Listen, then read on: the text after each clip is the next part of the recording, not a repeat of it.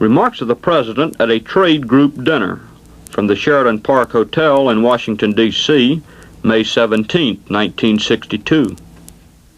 Congressman Mills, Mr. Taft, Ambassador Lodge, Senator Humphrey, ladies and gentlemen, I want to express my great appreciation to Wilbur Mills, who has seen and taken advantage of a unique opportunity to serve his state and country and the whole free world by the untiring efforts that he is now applying with the greatest possible skill and courage and diligence to securing the passage of an effective trade bill.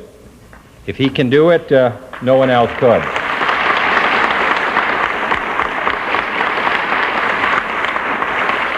And I'm grateful to all of you, to Mr. Taft, who has labored in this field for so long, to Ambassador Lodge, who has rendered invaluable service in this great effort in countless ways, to Mr. Clayton and Christian Herder, who I do not believe are here, but who helped lay the groundwork for a great national effort, wholly separate from the parties, and to all of you.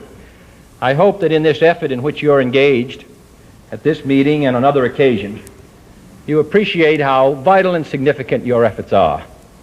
If we are making progress in this area this year, as I believe we are, it has been due to the enormous work done by countless citizens, many of them anonymous, who recognize that the idea and the hour and the opportunity have all struck. When I submitted to the Congress the Trade Expansion Act of 1962, I called it the expression of a nation, not of any single faction or section. And that is true, and it's indicated by the fine messages of President Hoover and President Eisenhower and President Truman, of the support that's been given this by Vice President Nixon and Alf Landon and others who recognize this as a national challenge and opportunity, and not that belongs to any party. The trade of a nation expresses in a very concrete way its aims and its aspirations. When the people of Boston in 1773 threw cargoes of tea into the harbor, the American Revolution was in fact underway, symbolized by this revolution against a tariff which meant taxation without representation. When our nation turned in the 19th century to its own protective tariffs as an aid to industrial development, they symbolized a policy of non-involvement and of isolation, of detachment from the affairs of the world. When protectionism, in spite of the efforts of President Hoover, reached its zenith in the Smoot-Hawley tariff, it reflected a national lack of confidence and growth. And then in 1934, under the leadership of Cordell Hull, the United States started on the long road back, both from protectionism and isolationism, as the reciprocal trade programs was renewed and refined through 11 acts of Congress under the successive leaderships of President Roosevelt, President Truman, President Eisenhower. It became more and more an expression of America's free world leadership, a symbol of America's aim to encourage free nations to grow together through trade and travel, through a common defense, through aiding the development of poorer nations, and through an increasing exchange of capital and culture. And now the time has come for a new chapter in American trade policy, a chapter that symbolizes our new great aspirations for greater growth at home, greater progress around the world, and above all, the emergence of a greater Atlantic partnership. In recent days, some doubts have been heard about the reality of this concept of Atlantic partnership. Fears have been expressed on this side of the Atlantic that the United States may be excluded from the councils and the markets of Europe. And fears have been expressed on the other side of the Atlantic that the United States may someday abandon its commitment to European security. But I want to emphasize tonight to all the people of the Western Alliance that I strongly believe that such fears are folly. The The United States cannot withdraw from Europe unless and until Europe should wish us gone. We cannot distinguish its defenses from our own. We cannot diminish our contributions to Western security or abdicate the responsibilities of power. And it is a fact of history that responsibility and influence in all areas, political, military, and economic, ultimately rise and fall together. No nation can long bear the heaviest burdens of responsibility without sharing in the progress and decisions, just as no nation can assert for long its influence without accepting its share of these burdens. And our policies in Europe today are founded in one deep conviction, that the threat to Western Europe and freedom is basically indivisible, as is the Western deterrent to freedom, the deterrent to that threat. The United States, therefore, is committed to the defense of Europe by history as well as by choice. We have no wish to join, much less to dominate, the European community. We have no intention of interfering in its internal affairs, but neither do we hope or plan to please all of our European allies who do not always agree with each other on every topic of discussion, or to base those decisions which affect the long-run state of the common security on the short-term state of our popularity in the various capitals of Europe.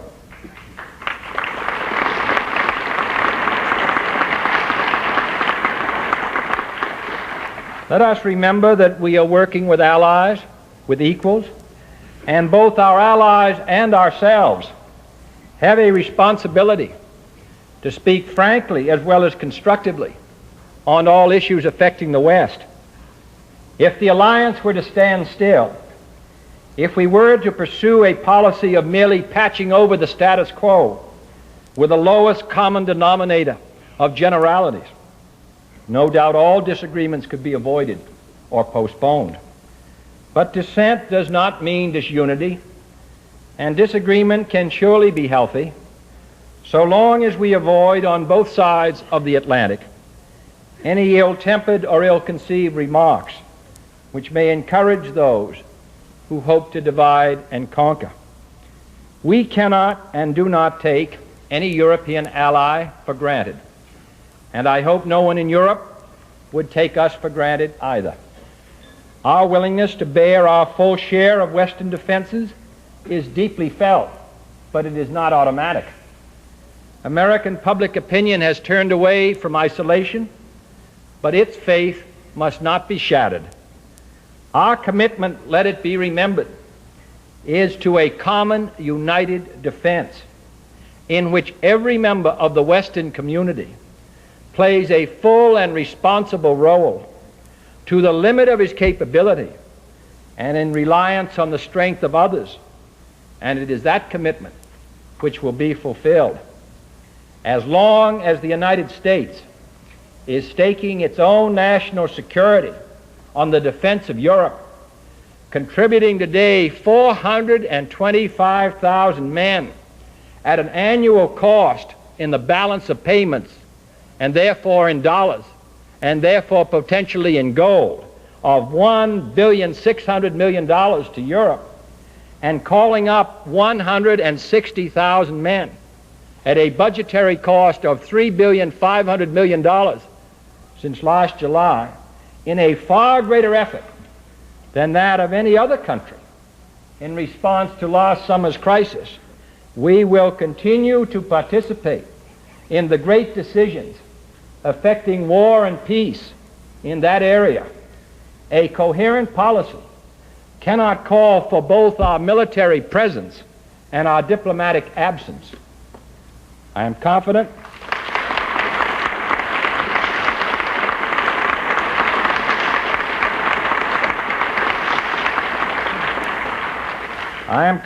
that Atlantic unity represents the true course of history, that Europe and the United States have not joined forces for more than a decade, to be divided now by limited visions and suspicions. The direction of our destiny is towards community and confidence, and the United States is determined to fulfill that destiny.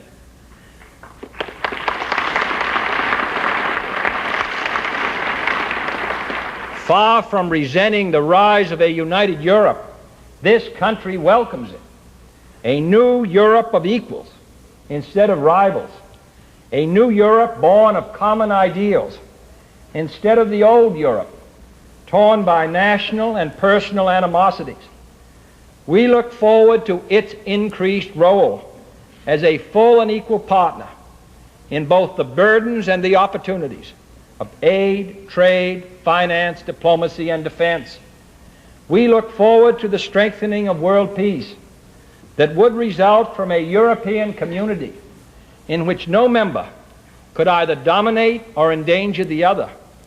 And surely, may I add, each member would find in the fabric of European unity and Atlantic partnership an opportunity for achievement, of grandeur, and for a voice in its own destiny, far greater than it would find in the more traditional and vulnerable fabrics of disunity and mutual distrust. The debate now raging in Europe echoes on a grand scale the debates which took place in this country between 1883 and 1789. Small states are sometimes fearful of big ones. Big states are suspicious for historical reasons of one another. Some statesmen cling to traditional forms, others clamor for new ones, and every eye is on the hostile powers who are never far away. All this reminds us of our own organic deliberations. But whatever the final resolution of today's debates, Western unity is not an end in itself. Collective security and deterrence are not enough.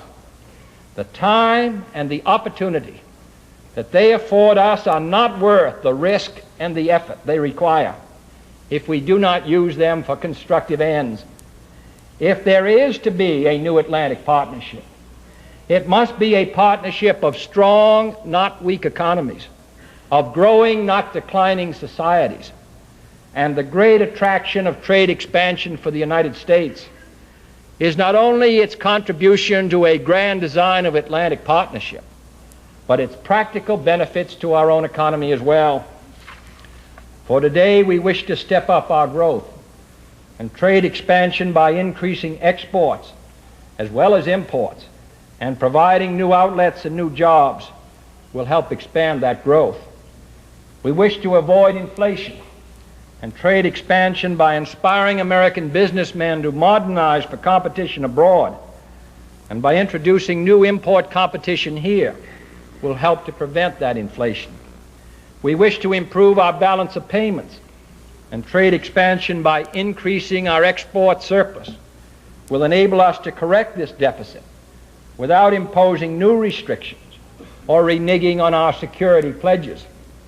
We wish to increase investment at home and trade expansion by putting American businessmen on an equal footing with their European counterparts in terms of access to the common market will help make it unnecessary for our industries to build new plants behind the common market wall instead of here at home. We wish to increase the American standard of living and trade expansion by enlarging the supply of goods from abroad and stretching the consumer's dollar further will help every American family. There are many more gains that could be mentioned. Trade expansion will help spur plant modernization. It will turn the attention of the government and industry to how to make our plants more competitive and how to put them on a basis of equality with those goods that are being imported. It will help provide outlets for our farm surpluses and even help reduce existing budget costs by lessening the cost of imported raw materials, for example, for our national defense, and ultimately the cost of foreign aid to those nations now denied the opportunity to earn foreign exchange for their own development. We have prospered mightily during this period of the reciprocal trade program. Our exports, a meager $2 billion a year, during the 3 years before the enactment of the first Trade Expansion Act of 1934, have increased tenfold to some $20 billion. Every American is richer because of this great effort. And yet, until recently, and this remains one of our most serious problems today in the Congress, most Americans were largely unaware of the benefits of foreign trade. Many can see an import, but few could see an export. While both labor and management in other nations such as Britain and Japan recognize that they must trade or die, we have for a long time remained in both labor and management largely unconcerned. Today, I believe all this is changing, but it's not obviously changing fast enough. American businessmen are determined to share in the phenomenal growth of the common market, but we want every American businessman to be looking all around the world for a place in which he can participate successfully in private investment.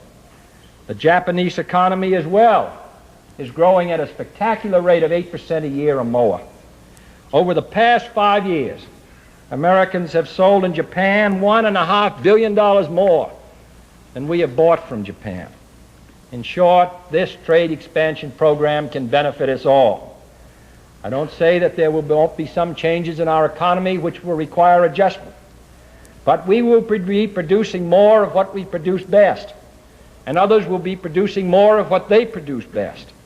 There will be new employment in our growth industries, and this will come mostly in our high-wage industries, which are our most competitive abroad, and less new employment in some others.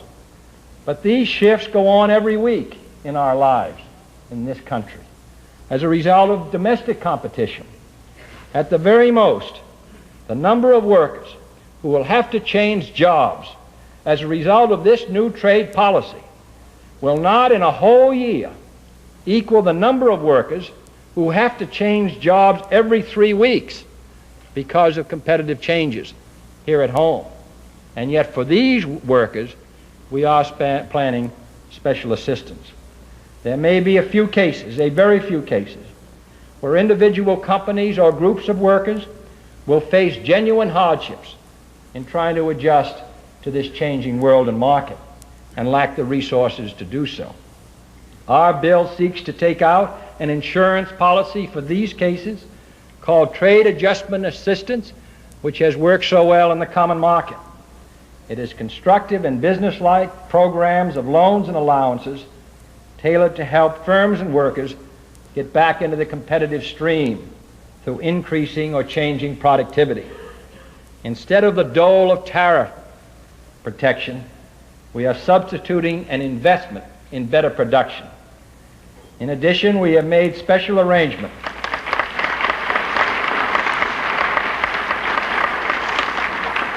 for such industries as textiles and oil.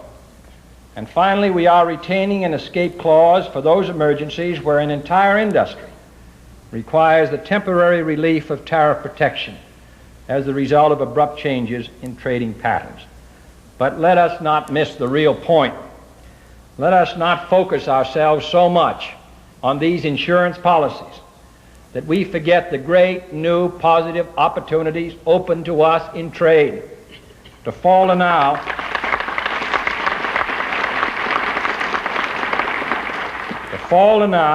or become afraid of economic challenges in this country which has been second to none in all of our history in our ability to compete, or become impatient in the face of difficult and delicate diplomatic problems, or make it impossible for those Americans who represent us in these negotiations to effectively speak for this country because of provisions written into bills which make it impossible for them, even though they bear the responsibility, they do not bear the authority if these powers are too circumscribed, so that we will end with an illusion of a tool to serve us, but not a reality.